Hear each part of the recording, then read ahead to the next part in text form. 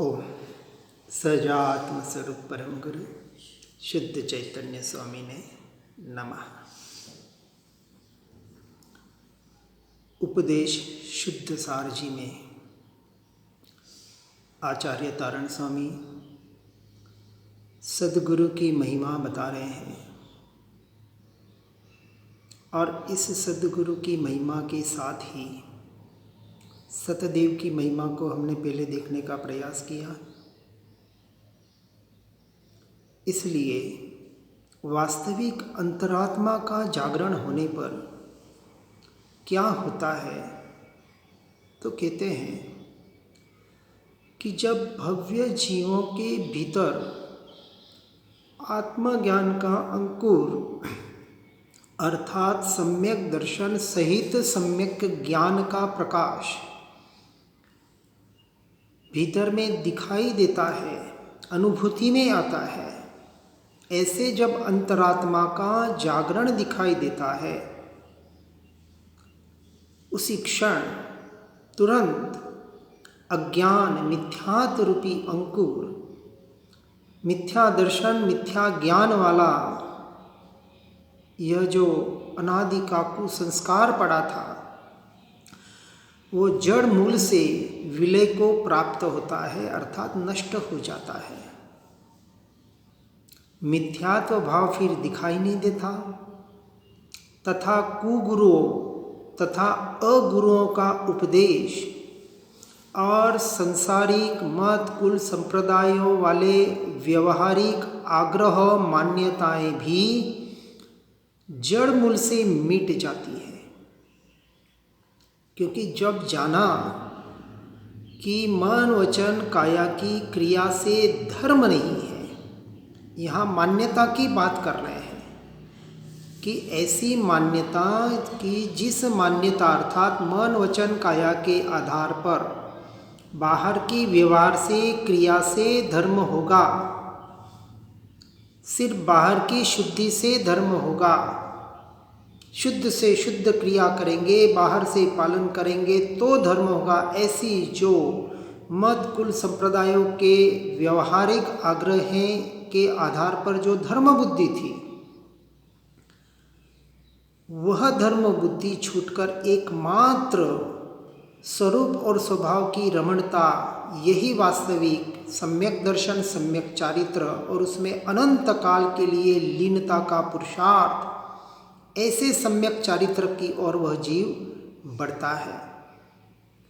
और जब आत्मज्ञान इस परम ज्ञान के आधार पर जीव साधना में आगे बढ़ता है और पांचवें छठे गुण स्थानक में व्यवहार की अपेक्षा से पांचवें में देशवीरति अणुव्रत आदि और छठे में सर्ववीरति पंचम महाव्रत 27-28 मूल गुणों का पालन आदि, ये व्यवहार की अपेक्षा से व्यवहार तब होता है जब अपने स्वरूप और स्वभाव में लीन नहीं रह पाते, व्यवहार को उपादेय नहीं मान रहे हैं, उसमें धर्म बुद्धि नहीं है, वो छूट गई चौथे में।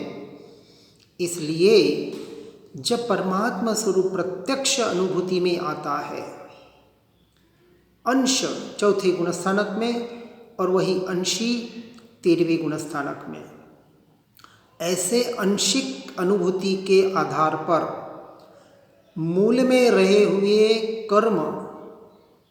कर्म के बंधोदय स्वयं क्षय होने लगते हैं, करने नहीं पड़ते। और ज्ञान स्वभाव की साधना में ज्ञान स्वभाव जो ज्ञायक की तरफ ज्ञायक में लीन होने का पुरुषार्थ कर रहा है पर्याय में, इससे जीव की वहाँ शुद्धि की वृद्धि अर्थात स्वरूप रमणता का कालावधि बढ़ते जाता है। और ऐसा एक समय प्रकट होता है कि वह स्वभाव पूरे स्वभाव रूप परिणमित होकर पर्याय में एक समय में वह केवल ज्ञान प्रकट होता है। इसलिए जिसको यथार्थ द्रव्य दृष्टि प्रकट हुई है, उस निज चैतन्य शुद्धात्मा के आधार पर उसे अब परद्रव्य परभाव कुछ भी प्रतिभासित नहीं होते, उसमें एकत्व ममत्व कर्तृत्व भोक्तृत्व बुद्धि संपूर्णतः जड़ मूल से छूट गई होती है।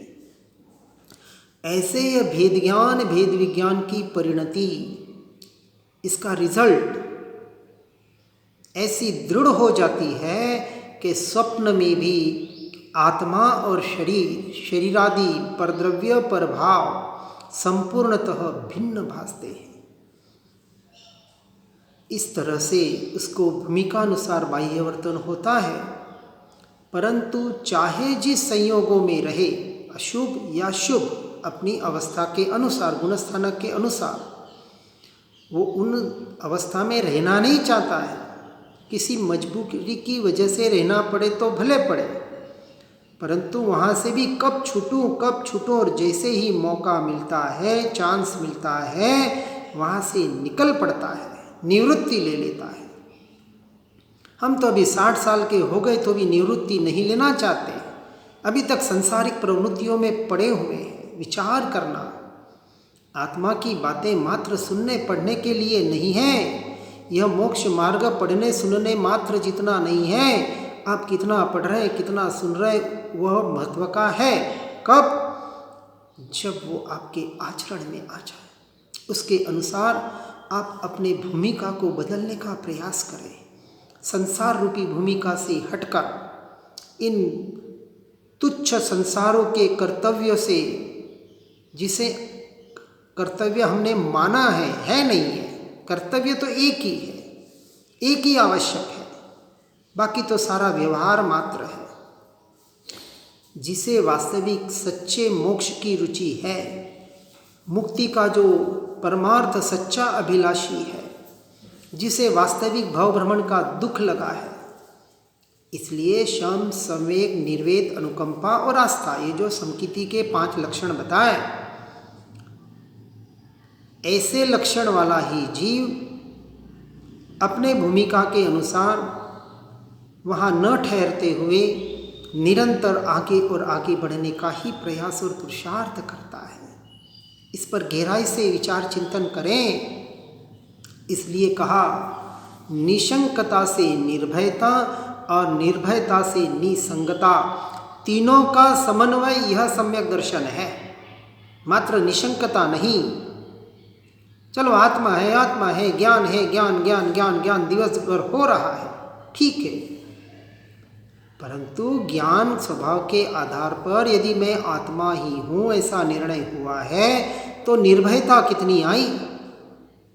7 प्रकार के भय बताए, उन भयों से छुटकारा कितना हुआ और निसंगता का भाव कितना आ रहा है। इन पर द्रव्य पर भावों के संग से छूटकर, ऐसे कुसंग से छूटकर, ऐसे असंग से छूटकर, कुसंग अर्थात ये अशुद्ध संसार और असंग अर्थात मात्र धर्म के नाम पर क्रिया में रचे पचे लोग, ये भी असंग है। इन सब से छूटकर एकमात्र निवृत्ति क्षेत्र में जाकर सत्संग का संग करने का भाव कितना प्रकट हो रहा है। इन दोनों को एक साथ देखना है, ये सम्यक दर्शन के लिए बहुत जरूरी है।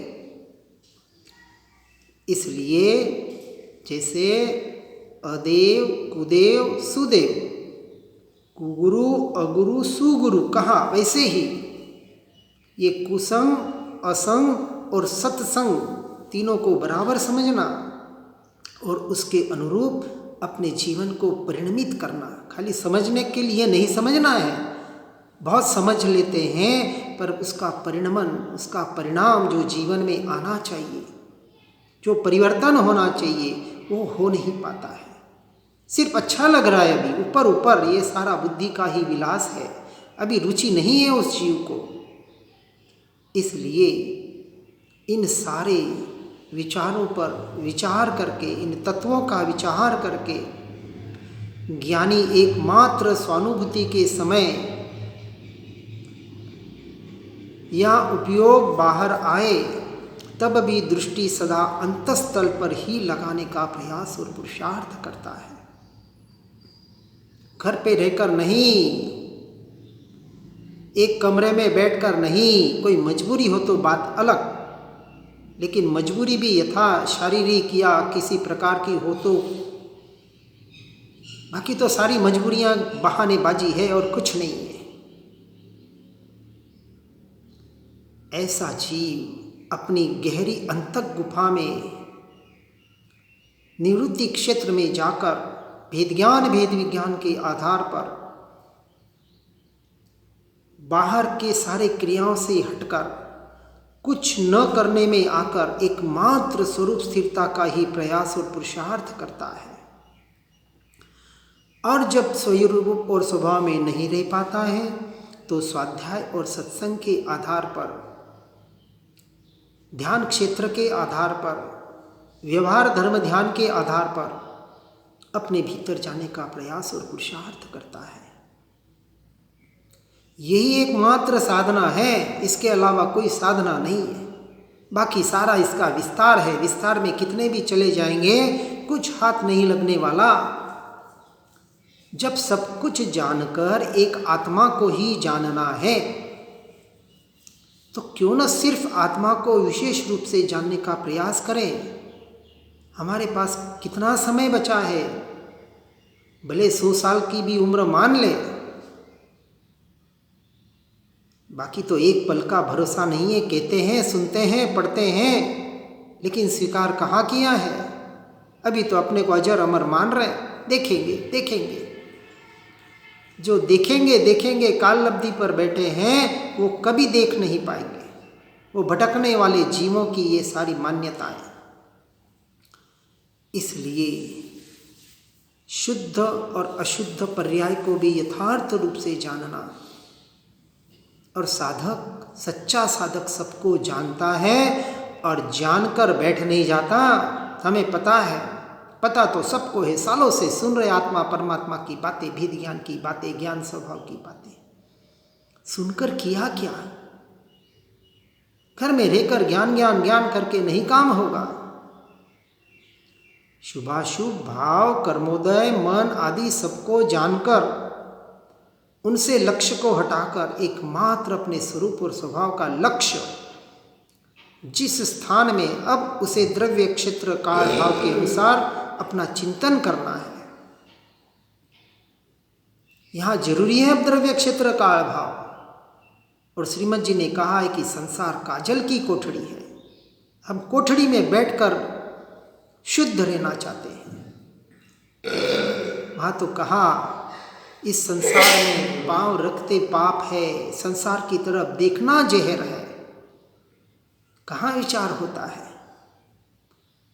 और स्पष्ट कहा कि जितना कार्य एकांत में घर पे बैठकर होता है, एकांत में, हाँ, एक कमरे में, उससे 100 गुना काम निवृत्ति क्षेत्र में सत्संगियों के साथ रहकर होता है। 100 गुना। अब विचार करें हमें कहाँ पहुँचना है और क्या करना है। और ऐसे ही जीव वास्तविक अपने ज्ञान स्वभाव की साधना से अपने ज्ञान की शुद्धि में वृद्धि करते करते मति श्रुत ज्ञान के आधार पर शुद्धि की वृद्धि कर अवधि मनपर्य ज्ञान और केवल ज्ञान को क्रमशः प्रकट कर सकते हैं। वापस अवधि मनपर्य में भी अटकना नहीं है, क्योंकि ये भी टोटल परलक्षी है। हमें तो केवल ज्ञान और इसके अलावा कुछ नहीं चाहिए। केवल मात्र ज्ञान स्वभाव की स्थिरता, अपने ज्ञायक भाव की स्थिरता, परम पारिणामिक भाव की स्थिरता। इसलिए यह आत्मा अर्थात मैं, जो स्वसंवेदन से ही अनुभव में आता है, इसलिए कहा वृत्ति निरोधा तपसा। तप 12 तप बताए, किस लिए? खाली बाहर से कुछ भूखा रह गए और कुछ रस का त्याग कर लिया और कुछ व्रत जप तप कर लिए, इसका नाम तप नहीं है। इच्छा रोधे संवरी परिणति समता योगे रे तपते तेज आत्मा वर्ते निज गुण भोगे रे। तप तो अपने निज गुणों का भोग करना, अपने स्वरूप और स्वभाव की स्थिरता को तप कहा। और व्यवहार की अपेक्षा से संपूर्ण इच्छाओं का निरोध होना, करना नहीं, होना। अपने आत्मा के लक्ष्य से, स्वभाव के लक्ष्य से। और ऐसे वृत्तियों का निरोध होकर जब आपसे आपको अर्थात स्वयं से स्वयं को ग्रहण करता है, ये ग्रहण करना है और इसके आधार पर परद्रव्य पर भावों का संपूर्णतः त्याग होता है। वहाँ करना नहीं पड़ता, इसको ग्रहण और त्याग व्यवहार से कहा। आत्मा तो त्यागोपादान शून्यत्व शक्ति वाला है, तो उसे क्या ग्रहण करना और क्या त्याग करना, क्योंकि जो भी कथन है, जो भी क्रिया है, जो भी साधना है, वो भी व्यवहार ही है। शुद्ध के लिए जो व्यवहार वही सच्चा व्यवहार, अन्यथा व्यवहाराभास मात्र है। वर्तमान में यह आत्मा शरीर प्रमाण व्यवहार से कही गई, निश्चय से तो ज्ञान प्रमाण, ज्ञानाकार। ऐसा यह अविनाशी द्रव्य परम आनंदमयी है और लोकालोक को देखने जानने वाला होते हुए भी स्वयं को ही देखने और जानने वाला है। ये चौथे में मान्यता पक्की हुई, 13वें में नहीं। 13वें में तो खाली वो परिपूर्ण दशा प्रकट होती है। इस मान्यता के आधार पर अरे आज हम कितना जान पा रहे हैं, कितना देख पा रहे हैं। अवधि मनपर्यो भी हो जाए तो भी कितनी पहुंच, 3 लोकालोक 3 काल तो नहीं जान पाएंगे। वहाँ केवल ज्ञान की एक समय की पर्याय में इतना सब कुछ लोकालोक, तीनों काल एक समय में जो जानने में आते हैं, फिर भी एक समय के लिए भी जहाँ उनकी दृष्टि नहीं, जहाँ उपयोग नहीं, इसका नाम केवल ज्ञान है।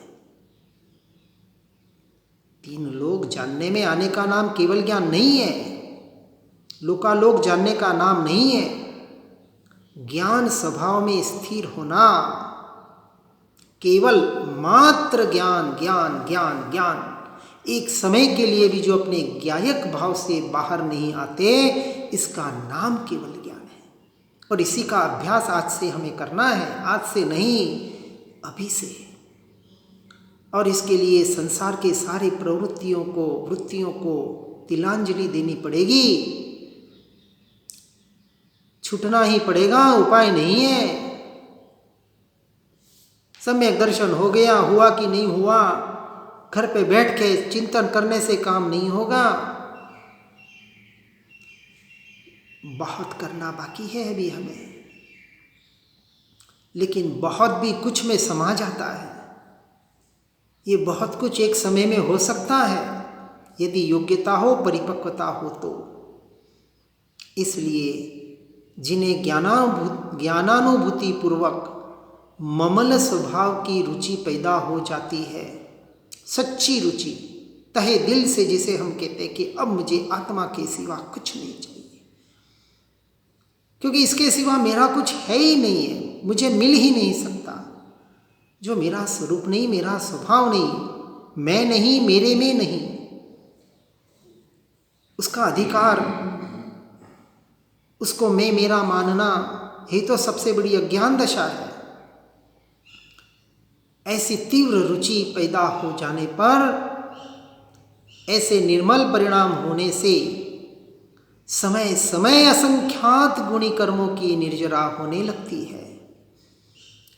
और ज्ञान स्वभाव के प्रकाश से ये 4 घातिया कर्म, ज्ञानावरण, दर्शनावरण, मोहनीय, अंतराय, इनका क्षोभम और क्षय होने लगता है। और जितना इनका क्षोभम क्षय होता है, उतने ज्ञान की शुद्धि की वृद्धि अपने आप हो जाती है। सारा ऑटोमेटिक प्रोसेस है।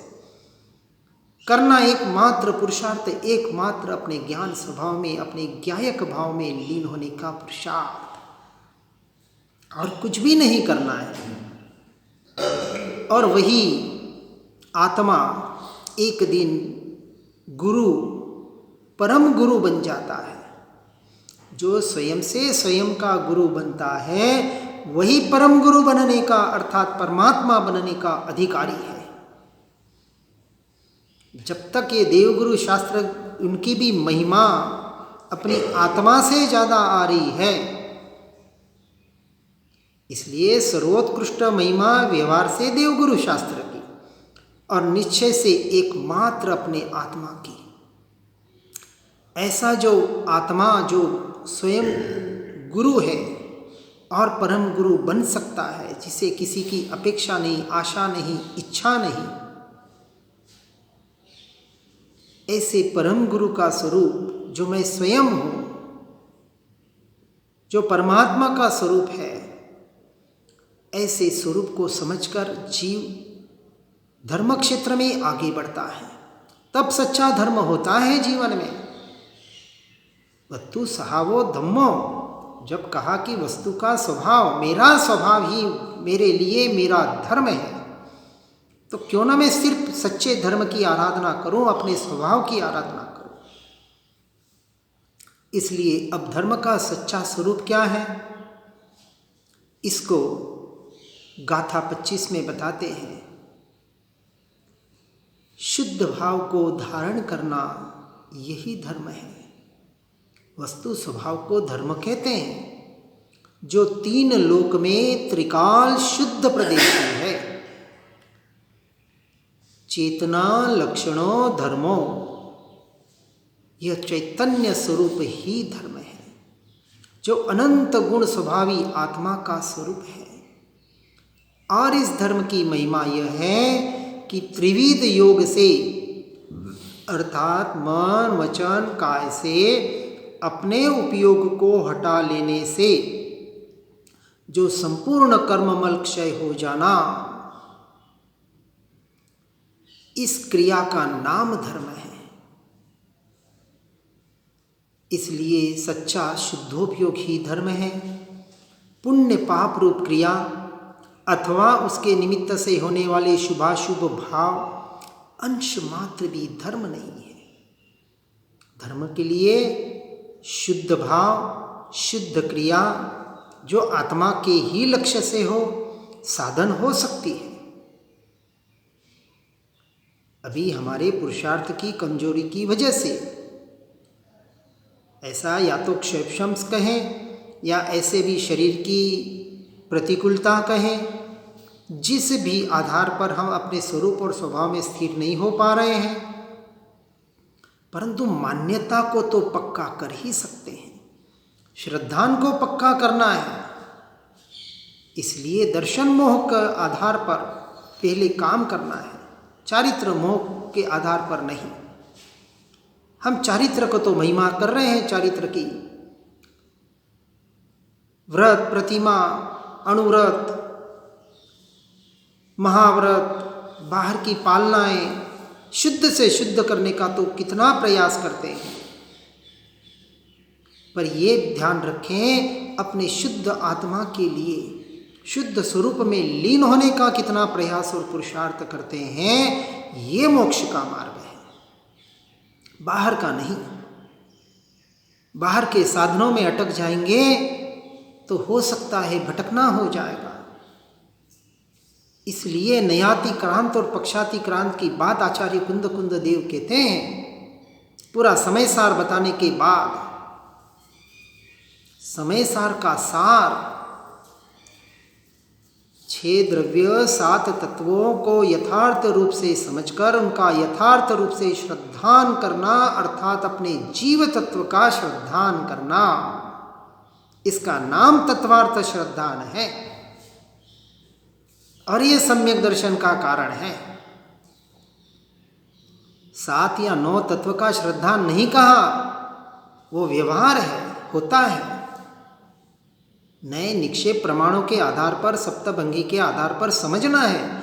स्याद्वाद शैली समझाने के लिए है, आगम की शैली है, परंतु जीवन में अपनाने के लिए, मोक्ष मार्ग में अपनाने के लिए अनेकांत मार्ग बताया कि जो अनेक रूप अनंत धर्मात्मक अर्थात अनंत गुणात्मक होते हुए भी जो अभेद, अखंड, एक परिपूर्ण घनपिंड, ऐसा जो ध्रुव तत्व है, ऐसे सम्यक एकांत में जाकर उसकी साधना और आराधना करना, यही एकमात्र साधन और यही एकमात्र साधना उस साधक की होती है।